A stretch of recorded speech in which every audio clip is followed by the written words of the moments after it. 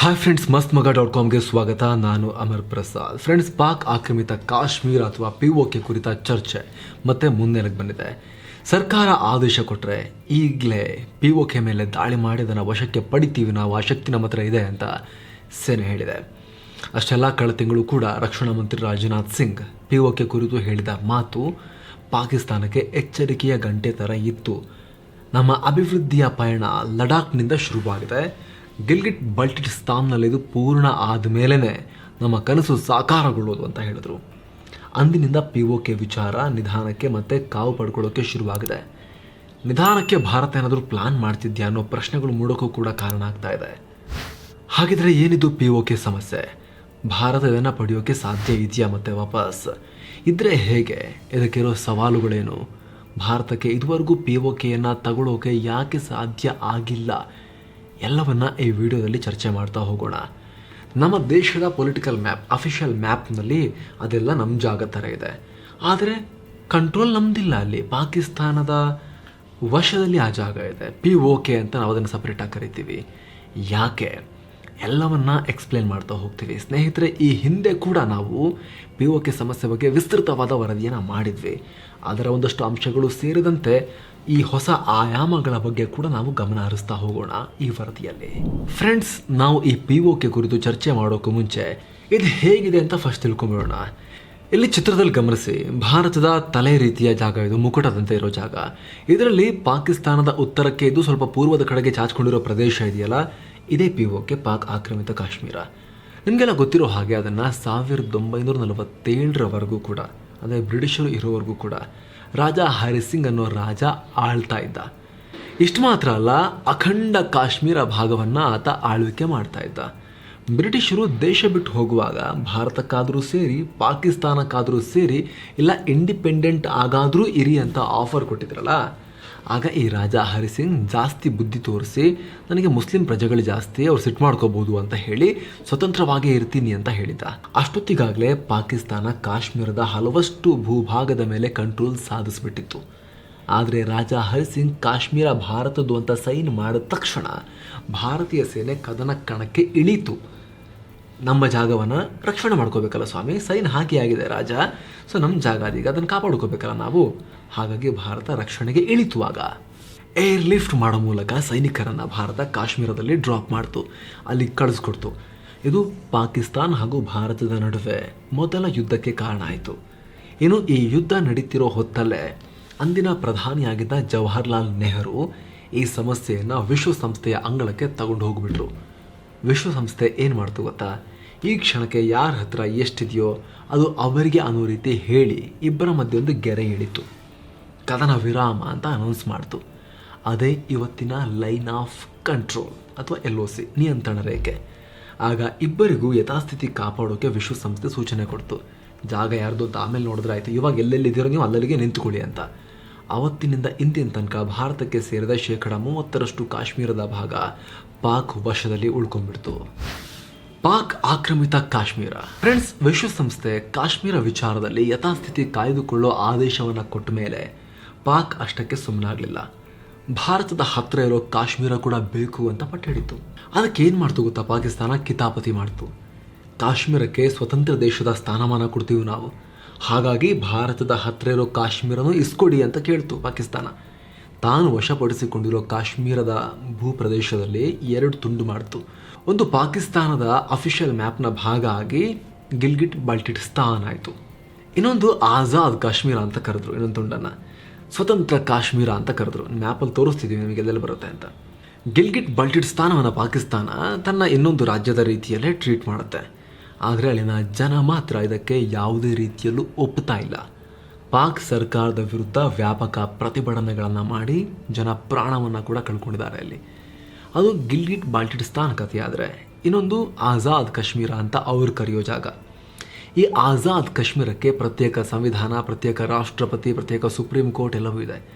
ಆದರೆ ಅವರಿಗೆ ಎಲ್ಲ ಇದೆ, ಆಜಾದಿ ಮಾತ್ರ ಇಲ್ಲ. ಹೆಸರಿಗೆ ಮಾತ್ರ, ಶಬ್ದದಲ್ಲಿ ಅಕ್ಷರದಲ್ಲಿ ಮಾತ್ರ ಆಜಾದಿ ಅನ್ನೋದಿದೆ. ಸ್ವತಂತ್ರ ದೇಶ ಅಂತ ಯಾರಾದರೂ ಉಸಿರುತ್ತಿದ್ರೆ ಅವರಿಗೆಲ್ಲ ಉಳಿಗಾಲ ಇಲ್ಲ. ಪಾಕ್ ಸೇನೆ ಎಸೆ ಮುಗಿಸ್ಬಿಡ್ತಾರೆ. ಹೀಗಾಗಿ ರಾಜನಾಥ್ ಸಿಂಗ್ ಕಳೆದ ತಿಂಗಳು ಮಾತನಾಡುವಾಗ ಇದನ್ನು ಕೂಡ ಉಲ್ಲೇಖ ಮಾಡಿದ್ರು. ಪಾಕಿಸ್ತಾನ POK ಜನರ ಮೇಲೆ ವಿಪರೀತವಾದ ದಬ್ಬಾಳಿಕೆ ಮಾಡ್ತಾ ಇದೆ. ಇದು ಹೀಗೆ ಮುಂದುವರೆದ್ರೆ ಪಾಕ್ ಅದಕ್ಕೆ ದೊಡ್ಡ ಬೆಲೆ ತೆರಬೇಕಾಗತ್ತೆ ಅಂತೆಲ್ಲ ರಾಜನಾಥ್ ಸಿಂಗ್ ಹೇಳಿದರು. POK ವಶ ಹೇಗೆ? POK ಭಾರತದ ಕೈ ತಪ್ಪಿದಾಗಿನಿಂದ ಇವತ್ತಿನವರೆಗೂ ಪ್ರತಿದಿನ ಎಲ್ಲಾದರೂ ಒಂದು ಕಡೆ POK ಭಾರತಕ್ಕೆ ಸೇರಬೇಕು ಅನ್ನೋ ಕೂಗು ಕೇಳ್ತಾನೆ ಇರುತ್ತೆ. ಸರ್ಕಾರ ಒಂದೇ ಒಂದು ಆರ್ಡರ್ ಕೊಟ್ಟರು POKನ ಭಾರತಕ್ಕೆ ಸೇರಿಸೋಕೆ ನಾವು ರೆಡಿ ಇದ್ದೀವಿ ಅಂತ ಸೇನೆ ಕೂಡ ಹೇಳ್ತಾ ಇರುತ್ತೆ. ಒಂದು ವೇಳೆ ಅದಕ್ಕೆ ಸರ್ಕಾರ ಪರ್ಮಿಷನ್ ಕೊಟ್ಟರೂ ಕೂಡ ನಮ್ಮ ಸೇನೆ ಇದರಲ್ಲಿ ಜಯ ಪಡೆಯುತ್ತೆ, ಅದರಲ್ಲಿ ಎರಡು ಮಾತಿಲ್ಲ. ಆದರೆ ಈಗ ಅದು ಅಷ್ಟು ಸುಲಭ ಇಲ್ಲ ಅನ್ನೋದು ಕೂಡ ಸ್ವಲ್ಪ ಅರ್ಥ ಮಾಡ್ಕೋಬೇಕಾಗಿರೋ ಸತ್ಯ. ಹಾಗಾದರೆ ಎಲ್ಲ ಭಾರತೀಯರ ಕನಸಿಗೆ ಮುಳ್ಳಾಗಿರೋ ಆ ಕಾರಣಗಳು ಯಾವ್ಯಾವುದು ಅಂತ ನಾವೀಗ ನೋಡ್ತಾ ಹೋಗೋಣ. POK ವಶಪಡಿಸಿಕೊಳ್ಳಲು ಇರುವ ಸವಾಲುಗಳೇನು? ಫ್ರೆಂಡ್ಸ್, POK ವಿಚಾರ ಎರಡೂ ದೇಶಗಳಿಗೆ ಮಾಡು ಇಲ್ಲವೇ ಮಡಿ ಅಂತಾರಲ್ಲ, ಆ ರೀತಿಯ ಒಂದು ಟೆರಿಟರಿ. ಯಾಕಂದರೆ ಕಾಶ್ಮೀರವನ್ನು ಶಾಂತಿಯಿಂದ ಮಾತುಕತೆ ಮೂಲಕ ಭಾರತಕ್ಕೆ ಸೇರಿಸ್ಕೊಳ್ಳೋಕೆ ಪಾಕ್ ಒಪ್ಪೋದಿಲ್ಲ. ಹೀಗಾಗಿ ಈ ವಿಚಾರದಲ್ಲಿ ಮೊದಲ ಸಮಸ್ಯೆನೇ ಯುದ್ಧ. ಯುದ್ಧಕ್ಕೆ ನಮ್ಮ ಸೇನೆ ಹಿಂದೇಟು ಹಾಕಲ್ಲ. ಭಾರತಕ್ಕೂ ಅದೊಂದು ದೊಡ್ಡ ವಿಚಾರ ಅಂತೇನೂ ಅಲ್ಲ. ಯುದ್ಧ ಆದರೆ ನಾವು ಗೆಲ್ತೀವಿ, ಹಿಂದೆ ಕೂಡ ಗೆಲ್ತಾ ಬಂದಿದ್ದೀವಿ. ಆದರೆ ಪ್ರಧಾನಿ ನರೇಂದ್ರ ಮೋದಿ ಯುಕ್ರೇನ್ ವಿಚಾರದಲ್ಲಿ ರಷ್ಯಾಗೆ ಉಪದೇಶ ಮಾಡಿದ್ರಲ್ಲ, ಯುದ್ಧ ಮಾಡೋ ಕಾಲ ಹೊರಟು ಹೋಗಿದೆ, ಇದಲ್ಲ ಅಂಥೇಳಿ. ಅದು ನಿಜ, ಇದು ಯುದ್ಧ ಮಾಡೋ ಕಾಲ ಅಲ್ಲ, ಯುದ್ಧದ ಯುಗ ಇದು ಅಲ್ಲ. ಅದಕ್ಕೆ ಹಲವಾರು ಕಾರಣಗಳನ್ನು ಕೊಡ್ಬೋದು. ಯುದ್ಧ ಭಾರತದಂತಹ ಅಭಿವೃದ್ಧಿಶೀಲ ರಾಷ್ಟ್ರಕ್ಕೆ ಒಳ್ಳೆಯದಲ್ಲ, ಅಭಿವೃದ್ಧಿ ಹೊಂದಿದ ರಾಷ್ಟ್ರಕ್ಕೂ ಒಳ್ಳೆಯದಲ್ಲ. ಅಲ್ಲದೆ ಪಾಕ್ ಭಾರತ ಎರಡೂ ದೇಶಗಳು ಅಣ್ವಸ್ತ್ರ ರಾಷ್ಟ್ರಗಳು. ಇವಾಗ ಯಾರಾದರೂ ಒಬ್ಬರು ಅಣ್ವಸ್ತ್ರ ಪ್ರಯೋಗ ಮಾಡಿದ್ರೆ ಇನ್ನೊಬ್ಬರು ಕೂಡ ಅದನ್ನು ತೆಗಿತಾರೆ. ಹೀಗಾಗಿ ಕಾಶ್ಮೀರ ವಿಚಾರದಲ್ಲಿ ಭಾರತ ಹಾಗೂ ಪಾಕಿಸ್ತಾನ ಪೂರ್ಣ ಪ್ರಮಾಣದಲ್ಲಿ ಯುದ್ಧಕ್ಕೆ ಮುಂದಾಗ್ತಿಲ್ಲ ಇದೇ ಕಾರಣಕ್ಕೆ. ಜೊತೆಗೆ ಭಾರತ ಒಂದು ಪ್ರಜಾಪ್ರಭುತ್ವ ರಾಷ್ಟ್ರ. ವಿಶ್ವದಲ್ಲಿ ಭಾರತಕ್ಕೆ ಅದರದೇ ಆದ ರೆಸ್ಪಾನ್ಸಿಬಿಲಿಟಿ, ಘನತೆ, ಗೌರವ ಎಲ್ಲ ಇದೆ, ಜವಾಬ್ದಾರಿ ಇದೆ. ಭಾರತ ಅಂತಾರಾಷ್ಟ್ರೀಯ ಕಾನೂನಿಗೆ ಯಾವ ರೀತಿ ಗೌರವ ಕೊಡುತ್ತೆ ಅನ್ನೋದಕ್ಕೆ ನೆಹರು ತನ್ನದೇ ಭೂಭಾಗದ ಅಂದರೆ ಕಾಶ್ಮೀರ ವಿಚಾರವನ್ನು ಕೂಡ ವಿಶ್ವಸಂಸ್ಥೆಗೆ ತಗೊಂಡು ಹೋಗಿದ್ದು ಇನ್ನೊಂದು ಎಕ್ಸಾಂಪಲ್. ಅಲ್ಲಿಗೆ ನೆಹರುಗೆ ತಾನೊಬ್ಬ ಗ್ಲೋಬಲ್ ಸ್ಟೇಟ್ಸ್ಮನ್ ಅಂತ ಕರೆಸ್ಕೊಳ್ಳೋ ಆ ಹಪಹಪಿ ಅಥವಾ ಆಸೆ ಇತ್ತು. ಅದಕ್ಕೋಸ್ಕರ ಕಾಶ್ಮೀರ ವಿಚಾರದಲ್ಲಿ ಭಾರತಕ್ಕೆ ಅನ್ಯಾಯ ಆಯಿತು ಅಂತ ಟೀಕೆ ಮಾಡೋದನ್ನು ಕೂಡ ನೀವು ಕೇಳಿರ್ಬೋದು. ಹಾಗೆ ನೋಡಿದ್ರೆ ಆಗ ಭಾರತಕ್ಕೆ ಅದರ ಅಗತ್ಯ ಇರಲಿಲ್ಲ. ತೀರಾ ವಿಶ್ವಸಂಸ್ಥೆ ತನಕ ಹೋಗೋ ಅಗತ್ಯ ಏನು ಭಾರತಕ್ಕೆ ಇರಲಿಲ್ಲ. ಅವಾಗಲೇ ಸಾಲ್ಟ್ ಮಾಡಿಬಿಡ್ಬೋದಾಗಿತ್ತು, ಅಷ್ಟು ಸಾಮರ್ಥ್ಯ ನಮ್ಮ ಹತ್ರ ಆಗ ಇತ್ತು. ಆದರೆ ವಿಶ್ವಸಂಸ್ಥೆಗೆ ತಗೊಂಡು ಹೋಗಿ ನೆಹರು ಆ ಒಂದು ಎಡವಟ್ಟನ್ನು ಮಾಡಿದ್ರು ಅಂತ ಹೇಳ್ಬೋದು. ನೆಹರು ತಲೆಯಲ್ಲಿ ಇದ್ದಿರ್ಬೋದು, ವಿಶ್ವಸಂಸ್ಥೆಗೆ ಹೋದರೆ ನ್ಯಾಯ ಸಿಗಬಹುದು, ನಾವು ನ್ಯಾಯಯುತವಾದ ದಾರಿಲಿ ಹೋಗ್ತಿದ್ದೀವಿ ಅಂತ ಜಗತ್ತು ನಮ್ಮನ್ನು ಗೌರವಿಸ್ಬೋದು ಅಂತ ಅವ್ರು ಅಂದ್ಕೊಂಡಿದ್ದಿರ್ಬೋದಾಗ. ಆದರೆ ಅವ್ರು ಮಾಡಿದ ಆ ಕೆಲಸದಿಂದಾಗಿ ಇವಾಗ ಹೆಂಗಾಗಿದೆ ಅಂದರೆ POK ಮೇಲೆ ದಾಳಿ ಮಾಡಿ ವಶಪಡಿಸ್ಕೊಳ್ಳೋದು ದೂರದ ಸಾಧ್ಯತೆಯಾಗಿ ಕಾಣಿಸ್ತಾ ಇದೆ, ಬಹಳ ಕಷ್ಟದ ಸಾಧ್ಯತೆ ರೀತಿ ಕಾಣಿಸ್ತಾ ಇದೆ. ಈಗ ಒಂದು ವೇಳೆ ದಾಳಿ ಮಾಡಿ ನಾವು ವಶಪಡಿಸ್ಕೊಳ್ತೀವಿ ಅಂತ ಹೊರಟರೂ ಕೂಡ ಭಾರತ ಒಂದು ಯುದ್ಧದಾಹಿ ರಾಷ್ಟ್ರದಂತೆ ಕಾಣುವ ಅಪಾಯ ಇರುತ್ತೆ. ಅಂತಾರಾಷ್ಟ್ರೀಯವಾಗಿ ಸಮಸ್ಯೆ ಫೇಸ್ ಮಾಡಬೇಕಾಗತ್ತೆ. POK ಕಾನೂನು ಪ್ರಕಾರ, ನಮ್ಮ ಕಾನೂನು ಪ್ರಕಾರ, ಪೊಲಿಟಿಕಲ್ ಮ್ಯಾಪ್ ಪ್ರಕಾರ ಅದು ಭಾರತದ ಭೂಭಾಗ ಆಗಿದ್ರೂ ಕೂಡ ಇಡೀ ವಿಶ್ವ ಅದನ್ನು ವಿವಾದಿತ ಪ್ರದೇಶ ಅಂತಲೇ ನೋಡ್ತಾರೆ. ಇಸ್ರೇಲ್ನಂತಹ ತೀರಾ ಅಪರೂಪದ ದೇಶಗಳು ಕಾಶ್ಮೀರ ವಿಚಾರದಲ್ಲಿ ಭಾರತಕ್ಕೆ ಬೇಷರತ್ ಬೆಂಬಲ ಕೊಡೋದನ್ನು ಬಿಟ್ಟರೆ ಇನ್ನುಳಿದ ಎಲ್ಲ ದೇಶಗಳು ಇದನ್ನು ಪಾಕ್ ಮತ್ತು ಭಾರತದ ನಡುವಿನ ಒಂದು ವಿವಾದಿತ ಪ್ರದೇಶ, ಒಂದು ಅವರಿಬ್ಬರ ನಡುವಿನ ಸಮಸ್ಯೆ ಅಂತ ಹೇಳಿನೇ ಗುರುತಿಸ್ತಾರೆ. ಹೀಗಾಗಿ ಏಕಾಏಕಿ POKನ ಸೇನಾ ಕಾರ್ಯಾಚರಣೆ ಮೂಲಕ ಭಾರತ ವಶಪಡಿಸ್ಕೊಂಡ್ರೆ ಭಾರತ ಬೇರೆಯವರ ಕಣ್ಣಲ್ಲಿ ಆಕ್ರಮಣಕಾರಿ ದೇಶ ಅಂತ ಕರೆಸ್ಕೊಳ್ಳುತ್ತೆ. ಅಯ್ಯೋ ಕಂಡ್ರೆ ಕಾಣಲಿ ಬಿಡಿ, ಅವರಿವರ ದೃಷ್ಟಿಕೋನವನ್ನು ಕಟ್ಕೊಂಡು ನಮಗೇನಂತ ಅಂದ್ಕೊಂಡ್ರೂ ಕೂಡ ಭಾರತಕ್ಕೆ ಮತ್ತೊಂದು ಸಮಸ್ಯೆ ಇದೆ. ಹಾಗಾದರೆ ಆ ಸಮಸ್ಯೆ ಏನು? ಫ್ರೆಂಡ್ಸ್, ಒಂದು ವೇಳೆ ಭಾರತ ಎಲ್ಲವನ್ನ ಮೀರಿ ಎಲ್ಲವನ್ನ ಅರಗಿಸ್ಕೊಂಡು POKನ ವಶಕ್ಕೆ ಪಡೆದುಕೊಂಡರೂ ಕೂಡ ಅದಕ್ಕೆ ಮುಖ್ಯವಾಗಿರೋ ಸಮಸ್ಯೆ ಅಂದರೆ ಅಲ್ಲಿನ ಜನಸಂಖ್ಯೆ ಯಾವ ರೀತಿ ಥಿಂಕ್ ಮಾಡುತ್ತೆ ಅನ್ನೋದು. ಅಲ್ಲಿನ ಜನರ ವಿಶ್ವಾಸವನ್ನು ಗಳಿಸ್ಕೊಳ್ಳದೆ ಯಾವ ಸರ್ಕಾರವೂ ಕೂಡ ನಾವು ಅದನ್ನು ವಶಪಡಿಸ್ಕೊಂಡು ಯಶಸ್ವಿಯಾಗಿ ಆಳ್ವಿಕೆ ನಡೆಸೋಕೆ ಸಾಧ್ಯ ಆಗಲ್ಲ. ಇದು ಇತಿಹಾಸದುದ್ದಕ್ಕೂ ಸಾಬೀತಾಗಿದೆ. ರಾಜ ಮಹಾರಾಜರು ದಾಳಿ ಮಾಡಿ ಜಾಗವನ್ನು ವಶಪಡಿಸ್ಕೊಂಡು ಕೂಡಲೇ ಅದಾಗ್ತಾ ಇರಲಿಲ್ಲ, ಕಂಟ್ರೋಲ್ ಮಾಡೋಕ್ಕಾಗ್ತಾ ಇರಲಿಲ್ಲ, ಜನ ಬೆಂಬಲವನ್ನು ಕೊಡ್ತಾ ಇರಲಿಲ್ಲ. ಜನ ಒಪ್ಕೋಬೇಕಲ್ಲ ಇದು ನಮ್ಮ ದೇಶ ಅಂಥೇಳಿ ಇನ್ನೊಬ್ರು ವಶಪಡಿಸ್ಕೊಂಡ ತಕ್ಷಣ. ಹಾಗಾಗಿ ಎಷ್ಟೋ ಸಂದರ್ಭಗಳಲ್ಲಿ ದೊಡ್ಡ ದೊಡ್ಡ ಸಾಮ್ರಾಟರು ದಾಳಿ ಮಾಡಿ ಗೆದ್ದ ಬಳಿಕ ಅಲ್ಲಿದ್ದ ರಾಜನಿಗೇನೆ ಓಕೆ ನೀನೇ ಆಳು, ನಮ್ಮ ಅಧೀನ ರಾಜನಾಗಿರು ಅಂಥೇಳಿ ರಾಜ್ಯವನ್ನು ವಾಪಸ್ ಕೊಟ್ಟು ಹೋಗ್ತಾಯಿದ್ರು. ಯಾಕಂದರೆ ಡೈರೆಕ್ಟ್ ಕಂಟ್ರೋಲಲ್ಲಿ ನಮ್ಮ ಒಂದು ರಾಜ್ಯದಂತೆ ಅದನ್ನು ಆಳೋಕೆ ಸಾಧ್ಯ ಆಗೋದಿಲ್ಲ, ಜನರ ಬೆಂಬಲ ಇಲ್ಲದೆ ಅವ್ರಿಗೆ ಗೊತ್ತಿತ್ತು. ಈಗ ಚೀನಾ ನೋಡಿ, ಚೀನಾ ಶಿಂಜಿಯಾಂಗ್ ಪ್ರಾಂತ್ಯದಲ್ಲಿ ಉಗರ್ ಮುಸ್ಲಿಮರನ್ನ ಯಾವ ರೀತಿ ನಡೆಸ್ಕೊಳ್ತಾ ಇದೆ. ಜನ ಬೆಂಬಲ ಇಲ್ಲ, ಹಾಗಾಗಿ ಅವ್ರನ್ನ ಫೋರ್ಸ್ಫುಲ್ಲಿ ಜೈಲ್ ಥರ ಮಾಡಿಕೊಂಡು ಹಿಂಸೆಯ ಜೀವನವನ್ನು ಅವ್ರಿಗೆ ಕೊಡ್ತಾ ಇದ್ದಾರೆ ಚೀನಾದವರು. ಆದರೆ ಭಾರತ ಆ ರೀತಿಯಲ್ಲೆಲ್ಲ ವರ್ತಿಸೋ ರಾಷ್ಟ್ರ ಅಲ್ಲ. ಭಾರತ ಒಂದು ಸಂಸ್ಕೃತಿ ಸಭ್ಯತೆಯ ರಾಷ್ಟ್ರ. ಅದು ಅಲ್ಲದೆ ಪಾಕ್ನಿಂದ ದೂರ ಆಗಿ ಭಾರತಕ್ಕೆ ಸೇರಬೇಕು ಅಂತ ಅಲ್ಲಿ ಎಷ್ಟು ಜನ ಬಯಸ್ತಾ ಇದ್ದಾರೋ ಅಷ್ಟೇ ಜನ ಸ್ವತಂತ್ರವಾಗಿರಬೇಕು, ಎರಡು ಕಡೆ ನಾವು ಹೋಗಲ್ಲ ಅನ್ನೋ ಜನಸಂಖ್ಯೆ ಕೂಡ ಪಾಕ್ ಆಕ್ರಮಿತ ಕಾಶ್ಮೀರದಲ್ಲಿ ಇದೆ.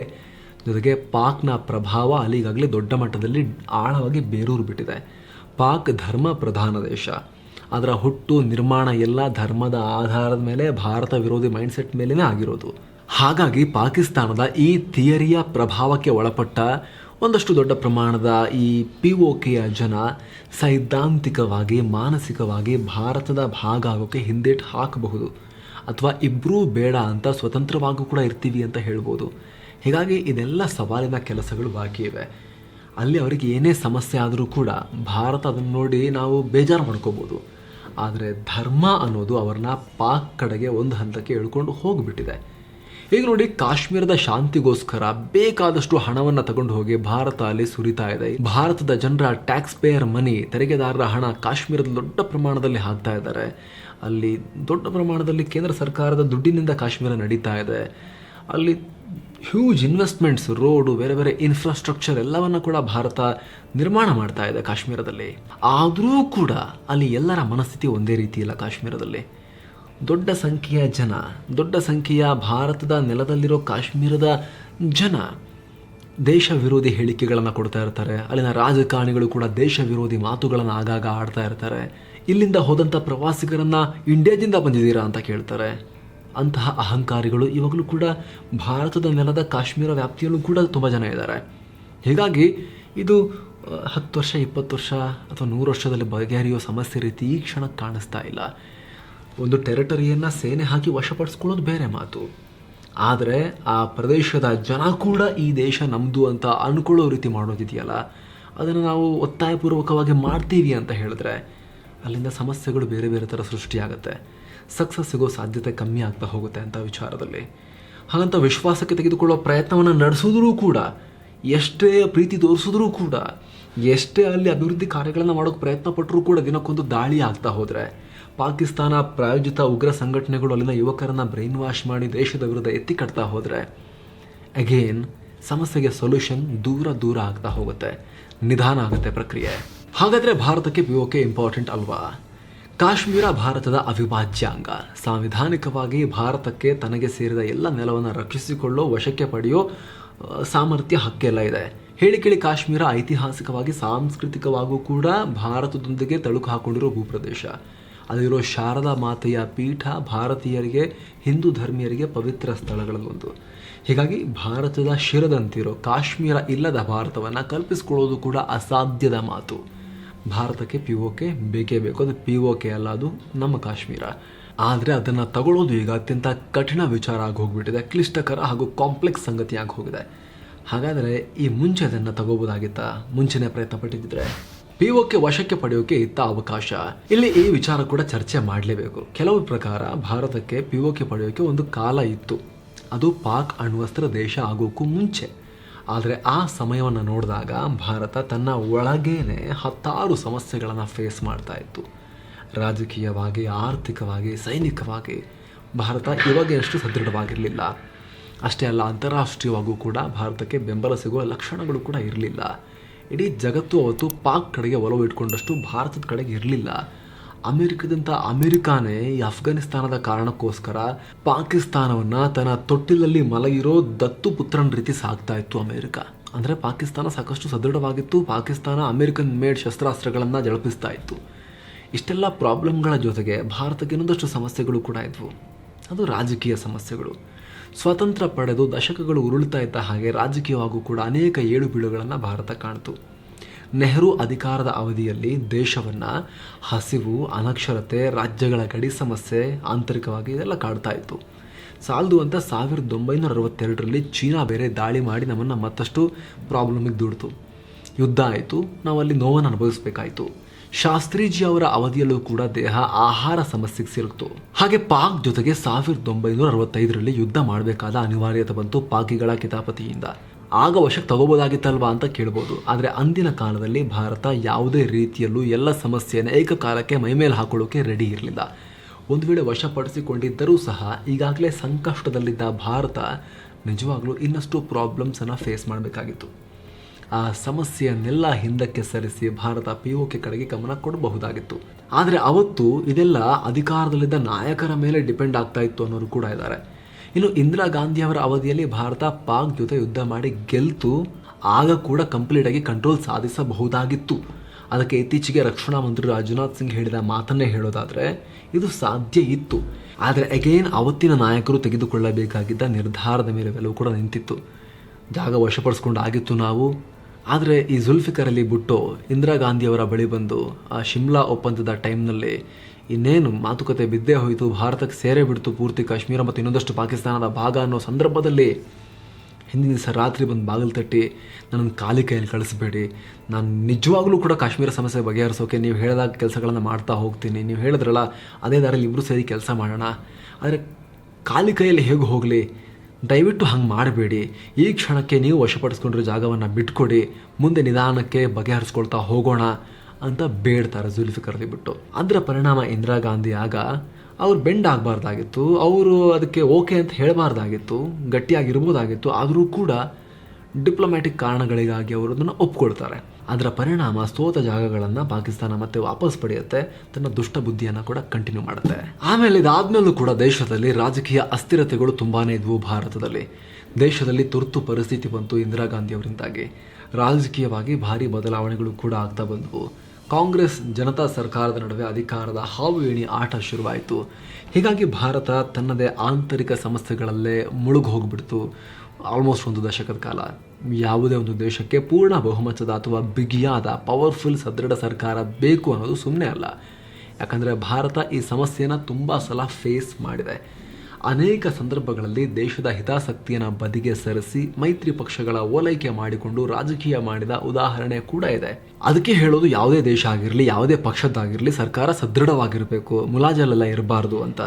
ಈ ಹಿಂದೆ ಸಿಕ್ಕಾಪಟ್ಟೆ ಹಗರಣ ಆಗ್ತಾ ಇದೆಯಲ್ಲ UPA 1 UPA 2ನಲ್ಲಿ ಏನು ಕತೆ ನಿಮ್ಮದು ಅಂತ ಕೇಳಿದಾಗ ಡಾಕ್ಟರ್ ಮನಮೋಹನ್ ಸಿಂಗ್ ಎಲ್ಲರೂ ಕೂಡ ಬಹಳ ಗೌರವಿಸ್ತಾರಲ್ಲ ಅವ್ರನ್ನ, ಅವ್ರು ಏನು ಹೇಳಿದರು ಗೊತ್ತಾ? ಕೊಯಿಲೇಷನ್ ಕಂಪಲ್ಷನ್ಸ್ ಅಂತ. ಅಂದರೆ ಈ ಮೈತ್ರಿಕೂಟದ ಕೆಲವೊಂದಷ್ಟು ಒತ್ತಡಗಳು, ಪ್ರೆಷರ್ಸ್ ಇರುತ್ತೆ, ಅನಿವಾರ್ಯತೆಗಳಿರುತ್ತೆ ಅನ್ನೋ ರೀತಿಯಲ್ಲಿ ಹೇಳಿಕೆಯನ್ನು ಕೊಟ್ಟಿದ್ದರು. ಅಷ್ಟು ಮಾತ್ರ ಅಲ್ಲ, ಈ ಹಿಂದೆ ಭಾರತ ಶ್ರೀಲಂಕಾದ ವಿಚಾರದಲ್ಲೂ ಕೂಡ ಎಡವೋಕೆ, ಒಂದಷ್ಟು ಹೆಜ್ಜೆಗಳನ್ನು ಇಡೋಕೆ ಈ ತಮಿಳುನಾಡಿನ ರಾಜಕೀಯ ಪಕ್ಷಗಳ ಪ್ರೆಷರ್ ಕೂಡ ಕಾರಣ ಆಗಿತ್ತು. ಅದಿರಲಿ, ನಾವು ಮತ್ತೆ ಕಾಶ್ಮೀರ ವಿಚಾರಕ್ಕೆ ಹೋಗೋಣ. ಇಲ್ಲ, ಭಾರತ ಎಲ್ಲ ಪ್ರಾಬ್ಲಮ್ಗಳನ್ನು ಸಾಲ್ವ್ ಮಾಡಿಕೊಂಡು ಗಟ್ಟಿ ಆಯಿತು ಅನ್ನೋಷ್ಟರಲ್ಲಿ ಭಾರತ ಅಣ್ವಸ್ತ್ರ ಪರೀಕ್ಷೆ ಮಾಡಿದ ಕೆಲವೇ ದಿನಗಳಲ್ಲಿ ಪಾಕಿಸ್ತಾನ ಕೂಡ ಮಾಡ್ತು. ಹಂಗೆ ನೋಡೋಕೆ ಹೋದರೆ ಪಾಕಿಸ್ತಾನ ನಮಗಿಂತ ಮುಂಚೆನೇ ರೆಡಿ ಮಾಡಿಟ್ಕೊಂಡಿತ್ತು, ಹೆದರ್ಕೊಂಡು ತೆಪ್ಪಗೆ ಬಚ್ಚಿಟ್ಕೊಂಡಿತ್ತು. ಅದನ್ನು ನಮಗೆ ಆಲ್ರೆಡಿ ಇಂಡೈರೆಕ್ಟ್ ಬೆದರಿಕೆಗಳನ್ನು ಹಾಕ್ತಾ ಇತ್ತು ಪಾಕಿಸ್ತಾನ. ಆದರೆ ಭಾರತ ಪರೀಕ್ಷೆ ಮಾಡಿದ ತಕ್ಷಣ ಪಾಕಿಸ್ತಾನ ಕೂಡ ಮಾಡ್ತು. ಎರಡೆರಡು ಅಣ್ವಸ್ತ್ರ ರಾಷ್ಟ್ರಗಳು ಅಕ್ಕಪಕ್ಕ ಏಷ್ಯಾದಲ್ಲಿ ಉದಯಿಸಿಬಿಟ್ವು. ಹೀಗಾಗಿ ಏನಾಯಿತು, ಈ ಎರಡು ರಾಷ್ಟ್ರಗಳ ಮಧ್ಯೆ ದೊಡ್ಡ ಪ್ರಮಾಣದ ಪೂರ್ಣ ಪ್ರಮಾಣದ ಯುದ್ಧ ಆಯಿತು ಅಂತ ಹೇಳಿದ್ರೆ ಅದು ಅಣು ಯುದ್ಧದ ಆತಂಕವನ್ನು ಮುಂದೆ ತಂದುಬಿಡ್ತು. ಹಾಗಾದರೆ ಕಾರ್ಗಿಲ್ ಆಗಿಲ್ವಾ ಅಂತ ಕೇಳಿದ್ರೆ ಅದು ಪೂರ್ಣ ಪ್ರಮಾಣದ ಯುದ್ಧ ಅಲ್ಲ, ಅದನ್ನು ಲಿಮಿಟೆಡ್ ವಾರ್ ಅಂತ ಹೇಳಿ ಈ ರಕ್ಷಣಾ ವಲಯದಲ್ಲಿ ಅದನ್ನು ಗುರುತಿಸಲಾಗುತ್ತೆ. ಅಂದರೆ ಒಂದು ಸೀಮಿತ ಯುದ್ಧ, ಬಾರ್ಡರ್ ಕಾನ್ಫ್ಲಿಕ್ಟ್ ರೀತಿಯಲ್ಲಿ ಅದನ್ನು ಗುರುತಿಸಲಾಗುತ್ತೆ. ಪೂರ್ಣ ಪ್ರಮಾಣದ ಯುದ್ಧ ಅಂದರೆ ಎರಡೂ ದೇಶಗಳು ತಮ್ಮ ಎಲ್ಲ ಶಕ್ತಿಯನ್ನು ಬಳಸಿ ಎಲ್ಲ ಕಡೆಗಳಿಂದಲೂ ಕೂಡ ದಾಳಿಯನ್ನು ಮಾಡೋದು. ಆ ರೀತಿ ಆಗಿರಲಿಲ್ಲ. ಅದನ್ನು ಆ ಭಾಗಕ್ಕೆ ಮಾತ್ರ ಸೀಮಿತವಾಗಿ ಇಟ್ಟುಕೊಂಡು ಸೀಮಿತ ಶಕ್ತಿಯನ್ನು ಪ್ರಯೋಗ ಮಾಡಿ ಎರಡು ರಾಷ್ಟ್ರಗಳಲ್ಲಿ ಕದನವನ್ನು ಮಾಡಿದ್ವು. ಅದು ಬಿಟ್ಟು ಈಗ POKಯನ್ನು ವಶಪಡಿಸ್ಕೊಳ್ಳೋಕೆ ಹೋಗ್ತೀವಿ ಅಂತ ಹೇಳಿದ್ರೆ, ಅಥವಾ ನಮ್ಮ ಕಾಶ್ಮೀರದ ಮೇಲೆ ಪಾಕಿಸ್ತಾನ ಪೂರ್ಣ ಪ್ರಮಾಣದ ದಾಳಿಗೆ ರೆಡಿ ಆಯಿತು ಅಂತ ಹೇಳಿದ್ರೆ, ಬಂತು ಅಂತ ಹೇಳಿದ್ರೆ, ಎರಡು ರಾಷ್ಟ್ರಗಳ ನಡುವಿನ ಪೂರ್ಣ ಪ್ರಮಾಣದ ಯುದ್ಧಕ್ಕದು ಕಾರಣ ಆಗುತ್ತೆ.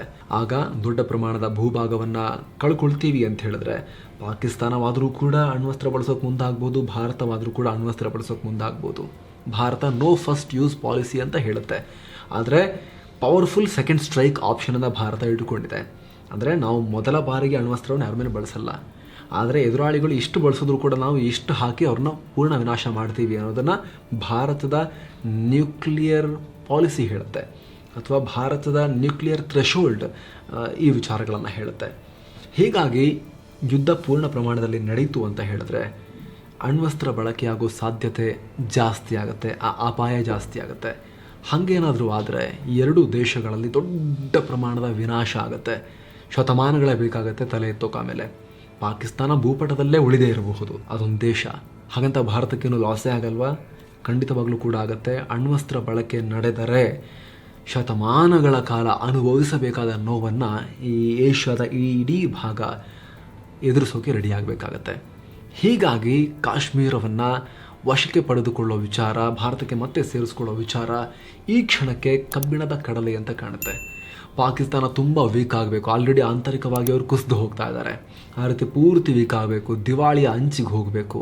ಅಂಥ ಸಂದರ್ಭದಲ್ಲಿ ಅವ್ರಿಗೆ ಬುದ್ಧಿ ಬಂದು ಇಲ್ಲ ಭಾರತದೊಂದಿಗೆ ನಾವು ಸಂಬಂಧವನ್ನು ಸರಿ ಮಾಡಿಕೊಳ್ಳೇಬೇಕು ಅಂತ ಅವರಿಗೆ ಅನಿಸಿ ಆಗ ಅವರಾಗೆ ಕಾಶ್ಮೀರ ವಿಚಾರದಲ್ಲಿ ಭಾರತದೊಂದಿಗೆ ಶಾಂತಿ ಬೇಕು, ನಾವು ಆರಾಮಾಗಿರೋಣ ಅಂಥೇಳಿ ಒಂದು ಕೊಡು ತಗೊಳ್ಳೋ ಅಂಡರ್ಸ್ಟ್ಯಾಂಡಿಂಗಿಗೆ ಬಂದು ಇಬ್ಬರು ಕೂಡ ಶಾಂತಿಯಿಂದ ಬಗೆಹರಿಸ್ಕೊಳ್ಳಿಕ್ಕೆ ಸಾಧ್ಯ ಆಗ್ಬೋದು.